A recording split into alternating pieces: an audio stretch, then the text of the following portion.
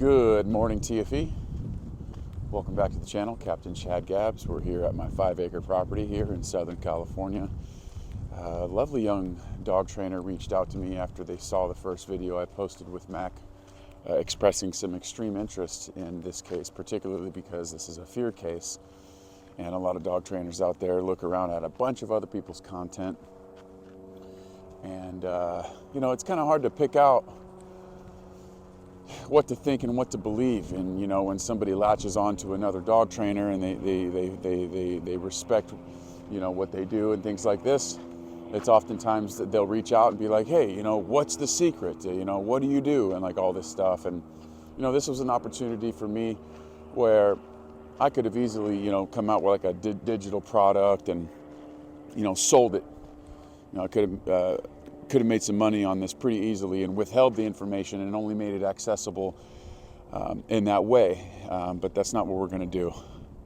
If you enjoy the content and you're taking value from this, the way that you could support me is by subscribing to the Patreon page, and I'll link that in the description below. I believe in the law of reciprocation, and I put my faith in that. I do want to help people, and I do want to help dogs. And everything that we're going to talk about in reference to Mac's case here, and we're going to check on him. I just left him over here in Rosie's arena, and we're going to see how he's doing, and we're going to maybe talk about a couple of things in the process of this video. So leave a thumbs up on the video, subscribe to the channel, and of course, if you do believe in the law of reciprocation and you do want to support the free stuff that I put out, which is stuff that I could be selling, patreon.com/teamflopears. Click that link in the description. It's like a cup of coffee a month, for that type of thing. So not here to be selfish, we're here to help. But of course, it does help support the channel and it helps us grow. And it does certainly inspire me to continue, posting videos like this. So where's my man? Oh, there he is. Hey, brother. How's it going? Come inside here. There's my buddy. I'm just gonna walk over here, put the camera down. Hopefully he follows us over here.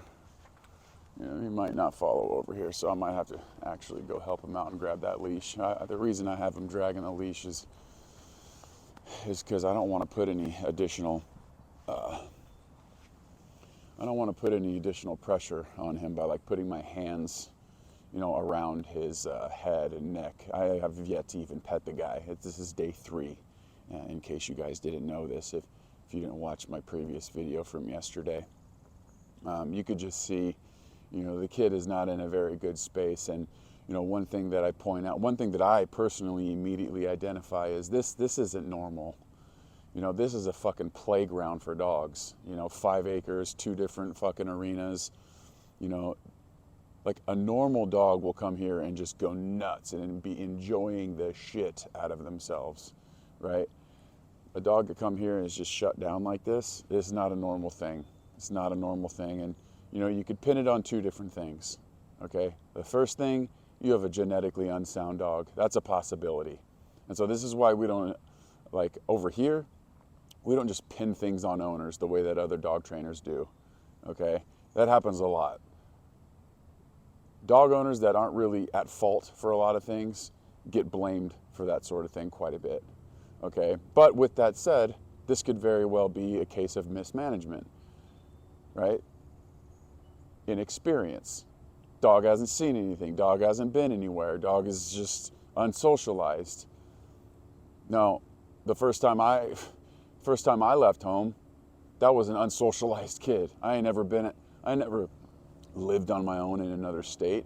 I was shut down just like this, okay? Now, that's just one of those things. And so, come on, papas. Want some food? You do a piece of food?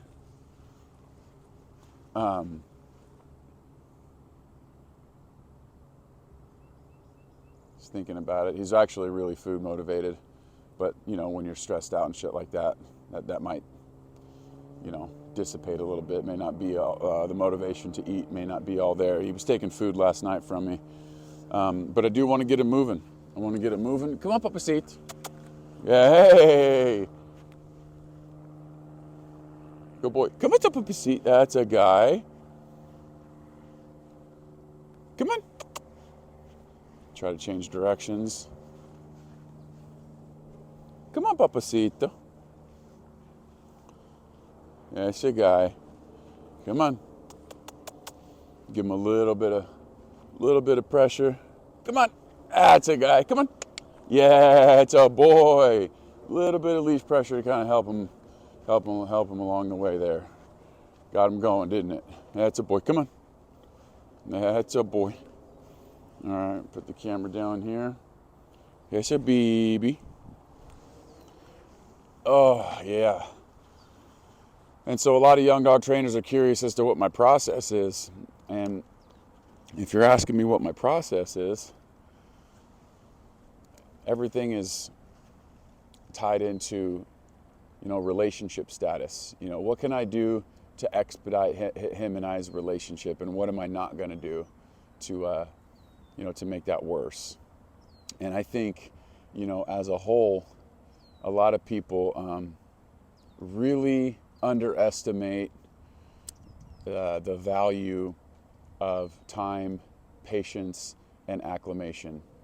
As far as I'm concerned, any dog that comes here that's like this, I can't really ever put a time frame on how long it'll be before we actually get to work. Could you imagine being told what to do by a complete stranger that you don't trust? From a psychological standpoint, that just wouldn't make any sense for me to start, bossing him around when at this point he doesn't even trust me enough to pet him. At this point, I can't tell if homie's going to try to bite me if I try to pet him. So you can imagine what type of impression that would leave if I were to just kind of go in, thinking, all dogs love me. I'm not that guy, okay? There's a piece of food. Let me try and throw it a little closer for him. Good boy. There you go. So I do my best to, even though this particular moment in time, there he goes, he's taking food, isn't necessarily a positive experience for him at this stage because he's still experiencing stress, I'm still going to do everything in my power to give him a positive experience and to earn that trust. I just need to earn his trust. And the one way I know to make things worse is by trying to push him. I'm not going to push this kid until he actually kind of gives me the nod, right? And I always let the dog dictate that. I don't ever try to rush things or push him into doing something that he's really not ready to do. Apart from actually applying a little bit of leash pressure there to get him moving. Because if I don't help him out there, he's just going to stay in that little corner over there and fucking, cower down.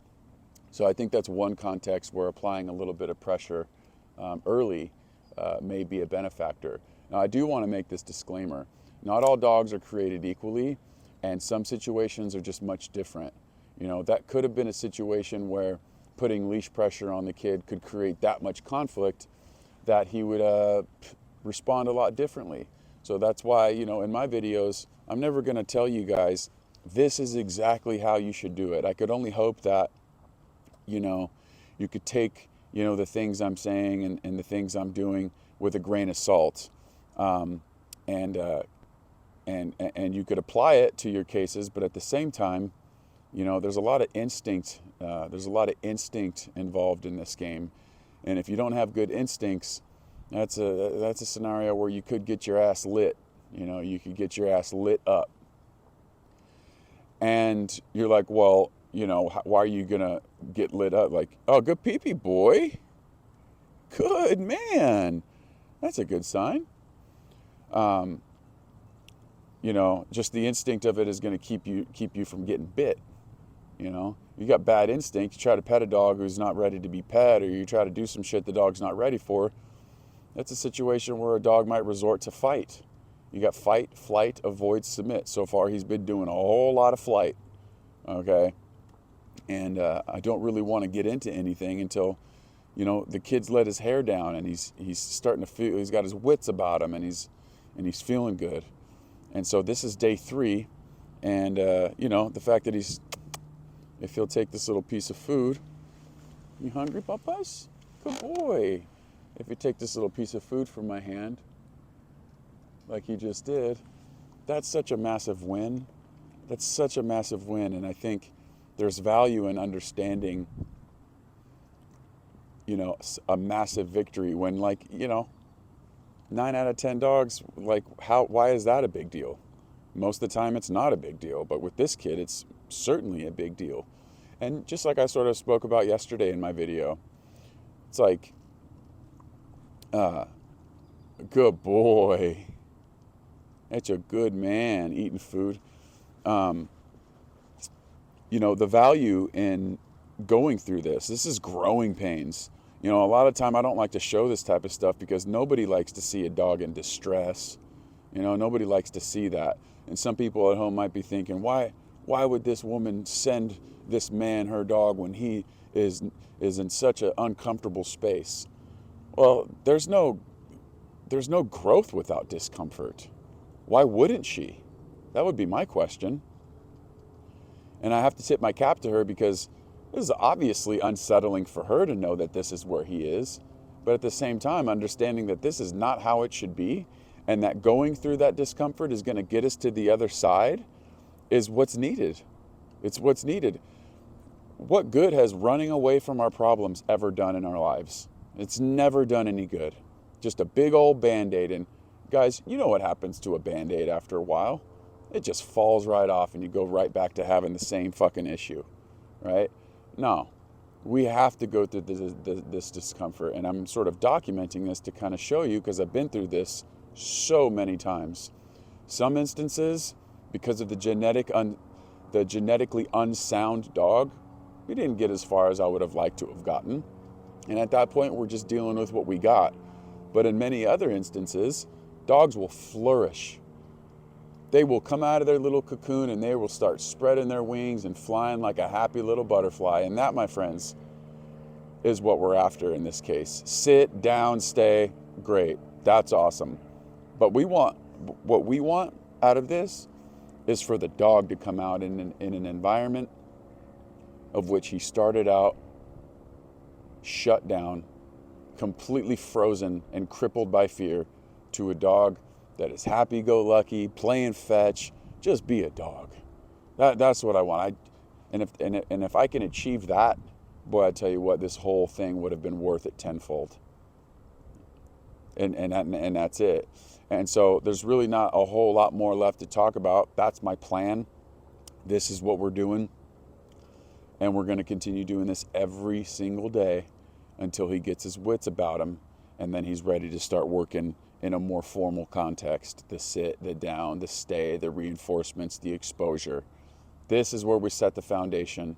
Nothing but positive experiences. Offer him the opportunity to acclimate and try my best to understand him as an individual so that we can provide the best possible result for him and his owner.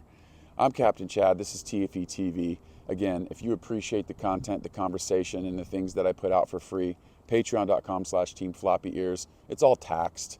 And on top of that, you get some additional content that I don't post anywhere else, if you're interested in that sort of thing. I'll link that into the description. If you can't support monetarily, if you just leave a thumbs up on the video, subscribe to the channel, share with your friends, let them know that TFE TV puts out a lot of content that seems to be pretty valuable. That would be just as appreciated. All right, I'll keep you guys in the loop. He's just laying down right now. Not a whole lot going on. And that's likely what it's going to look like for the next couple of days. Just hanging out, existing, hanging together, positive experience, nothing bad happening, no additional pressure, no added conflict. And that's my secret with him so far. It's my secret with a lot of dogs.